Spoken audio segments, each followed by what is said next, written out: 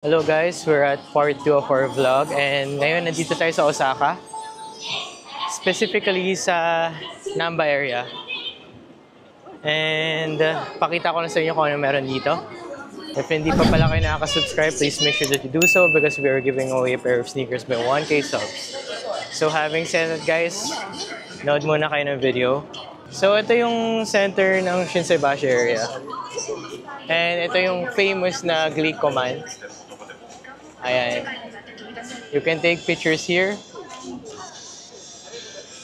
This is one of the oldest billboards here in Osaka. Ang unang pakay natin dito is human-made. So we're just going to find where it is. Pero sa nakikita nyo, sobrang daming tao. Ayan. So that's Osaka for you. Pag famous yung city, sobrang daming tao. Unlike in Nagoya, there's less people. This is a touristic place as well as Harajuku in Tokyo.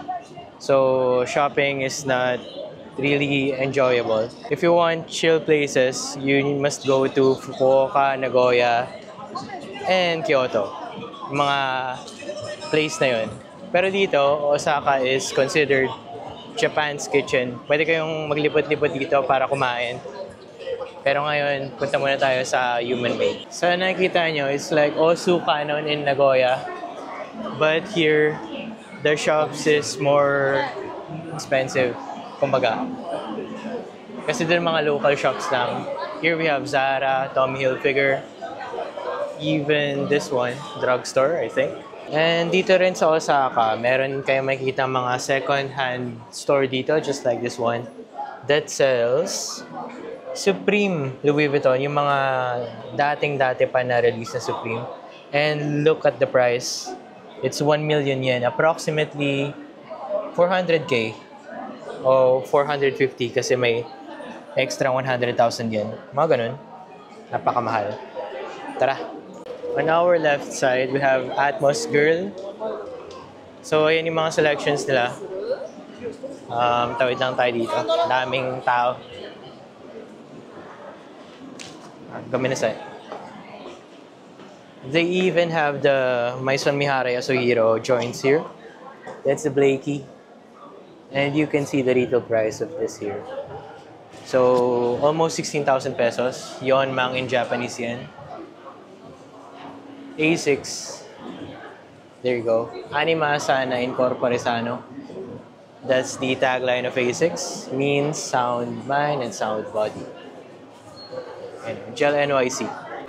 They even have the newly released Gel Nimbus 10.1 in the girls selection.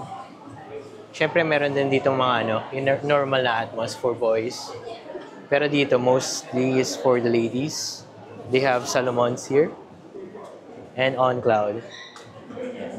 So, ngayon ko na nakita to. They even have this Japan exclusive Adidas boots. Ayan, in the blue colorway. Ito rin, pati yung black. So, ayan yung mga nandito sa girls. Grabe no, ang ganda na selection nila sa loob. So, we featured this store in Kyoto. They also have one in Nagoya, Sakae. But eto, meron silang mga, what to say, rare pieces. Just like this one. Japan exclusive A6. A lot of Yeezys, of course. Louis Vuitton yung movie. So this is one of the new stores here in Osaka. Home Game Osaka and Mizuno. Kaharap na Mizuno is Atmos, the classic Atmos store. And let's see what they have in store for us.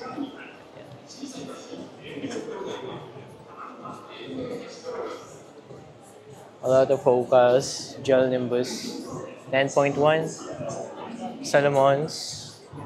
They have complete selections here. And the Gel Kayano 14.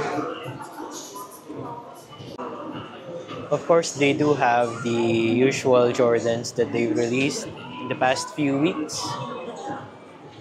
And this one, Nike Thunder ba to? Di ako sure. Vomeros.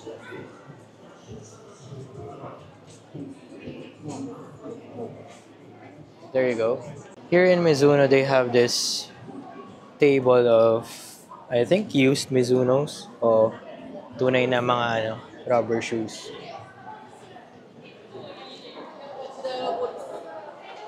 So that's their selections here. It says here limited. I think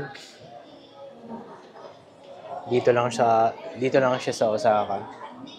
Iba talaga yung Osaka, no? Ang dami nilang mga shops dito. Pero depende yun sa prefecture eh. Tokyo at ang pinakamarami pero mahirap lang makakuha ng mga items kagaya ng Supreme. But here, you can rely on resale stores kung hindi ka makakuha. Pero iba pa rin talaga pag retail nakuha. They also have the usual Adidas store and my favorite brand, FR2. So here we are at FR2 and this is very special in my heart since this is my favorite brand in Japan. Maybe part of it is I've known all the staff. So yung isang staff nila dito from Nagoya, dito na nagtatrabaho and ayan yung mascot nila. Medyo maraming tao, unlike dun sa Nagoya before nung open pa sila. And ngayon, ito yung mga selection nila of the slides. So yan si Shinsuke, hindi ko napapakita yung muka. And ayan yung accessories nila. Next natin is yung mga FR2 Osaka exclusive. Ayun yung Happy Coat. Ito yung mga shirts. Meron tayong mga dito shirts na nandun yung Glicoman. Ayan, yellow, white, and also the black one over there. Tapos ito yung mga latest release nila na shirts. Meron dun yung kagaya ng Baskin Robbins. Shorts. Ang gaganda ng cargo shorts. And ito yung mga iba pang shirts. Ayan. Tapos meron dun na jacket ng FR2 na kagaya ng Chrome Hearts. So if hindi nyo afford yung Chrome Hearts, pwede kayong bumili sa FR2. You can still message me na lang. And next natin is Hoka's. Kaya pala may Hoka dito is yung owner ng FR2, favorite brand niya Hoka's. Sabi niya kasi masarap sa paa according to Shinsuke. So, ayun. Salamat Shinsuke-san. Nabubulol na naman ako. And ito, mga track jackets, FR2. Ang ganda oh. Next natin is yung accessories. Mga socks, napakarami. Undergarments. Hindi ko na i-mention yun. Ito yung Sukajan jacket. Velour material siya. Ayan. No smoking. Ito iba naman to. So that's a Coach jacket. Ito maganda itong mga pieces na to. Ang pinakagusto ko sa lahat itong art na jacket from Michelangelo. Yun nandun. Kaya lang no smoking yung nakalagay. So that's FR2 for you. Grabe ang saya ko dun sa FR2. I've met my best friend in Japan. And here, we have Carry Me. So, meron silang advance na release dito. Hindi alam kung saan nakuha pero original yan for sure. So, limited edition by them. Dito naman, a bunch of SB Dunks dun sa mga shelves. Ayun yung favorite ko. Oski SB Dunk High. They even have the FTC joints here. FTC SB Dunk. So, parang onsen yan. And Levi's Strauss pair. Mga rare pairs here in Carry Me. They even have Evisu jeans here in Osaka. Bali, nandito na tayo sa loob ng mall and they have undercover Jun Takahashi. And of course, this is what we came for, human made. Unfortunately, wala silang mga items sa loob. Onti lang yung mga mamahalin pa. Mas okay pa rin talaga kumuha sa online store o kaya sa Sneaker Down. Ganun talaga since maraming tao dito sa Osaka. Well, that's what they have in 2G Osaka. And ngayon naman, mag-check lang tayo ng ibang stores pa dito na pwede natin i-feature. This is the 2G store, one of the retailers of Medicom. And dito naman meron silang mga mamahalin sa labas. 1,000%. Pati din dito. Ito 400 and 100%. Pati 1,000% of the Paris or Eiffel Tower. And ayun, Bonbon. May nag-order sa atin yan. Si Ma'am Girly. Shoutout na lang. Tapos Glow in the Dark Bear Bricks. Next natin is the Iron Man. 1,000% and 400 and 100. Pati yung 2G exclusive sa taas. Pati rin mga to, mga 2G exclusive, Keith Haring, artwork ng Japan. Itong mga shirts, meron din yan sa Medicom Toy Store sa atin. Itong 400 and 100 Bear Bricks, tapos ito yung selections nila. Most na nandito, meron sa Medicom Toy Store Nagoya, pero may mga 2G exclusive talaga na sa Osaka lang. So, ayun. Yung mga, gustong makakuha, message nyo lang ako. Baka bumalik din kami sa Osaka by October. Ito yung isa pang version ng yung may heart na yun. Hindi ko matandaan. Mastermind. Yung napakarami. Pati Iron Man sa taas. Ang ganda. Tapos ito yung mga Royal Selangor ata to. Mga rare na bear bricks nandyan sa table na yan. Ayan, feast your eyes. So, here we are at Salomon. Ayan yung store nila. Okay, nandito tayo sa second floor and ito yung selections nila ng Salomons. So, a lot of XT4s and XT6s. Ayan, XT4s. Ito yung ACS Pro. Yung mga most expensive nila. Tapos XT Wings ata yun. Ito naman yung XT6 na Gore-Tex. And sandals. Women's pala yan. Ito naman yung men's. Ayan yung XT6 na silver. Napakaganda talaga nun.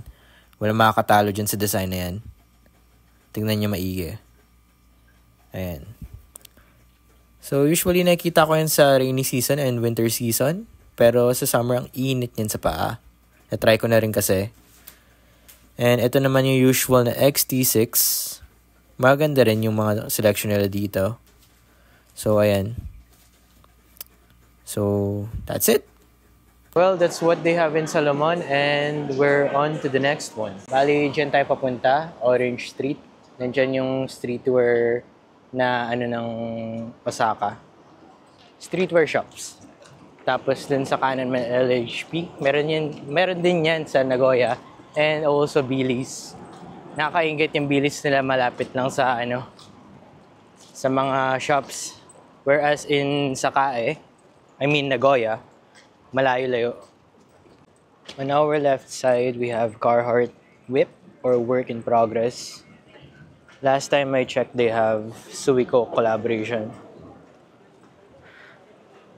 And doon na tayo sa next. Dito naman sa side, we have the Bape Store. Bathing Ape Osaka. Tingnan natin kung anong merong selection. Inside, they have this Osaka exclusive shirts. And ito yung wall nila ng mga sapatos. Meron din tayo nakitang mga kid sizing or lady sizing ata ito na sweater. And ito naman yung kabila. Mga parang Clark's Wallabies. Manhunt yun ata. Tapos, ito naman for kids. And this is the mugs. Osaka exclusive, of course. Next is they have the slides. Pati yung mga summer shirt doon. And dito sa taas yung shades. Meron din silang collaboration with God Selection. Hindi pa ubos dito. So, ayun. Well, that's what they have in Bape. And right now, papunta tayo sa Undefeated. This is the store of Undefeated. And inside, they have this... Hindi ko alam kung anong tawag dito. I think it's Air Yumara. They have a collaboration there. And a lot of Undefeated caps. And also bags. Tara, pasok tayo. Sa loob, meron silang collaboration with Sport and Rich. Usual na Adidas lang. Tapos Nocta. So sa hindi nakakaalam, Undefeated is a retailer store. Kaya may mga ganyan. Ito yung corduroy na jersey in white and in navy. Ayan. Red yung ano niya, tally points ata ba yun? Tawag doon. Tapos accessories, bags, and they have the G-Shock collaboration. Ayan. And ito, kinuha natin sa Osaka trip natin. And this is for the signing out. Dito na po nagtatapos yung video. See you on Supreme Week 1. Bye-bye!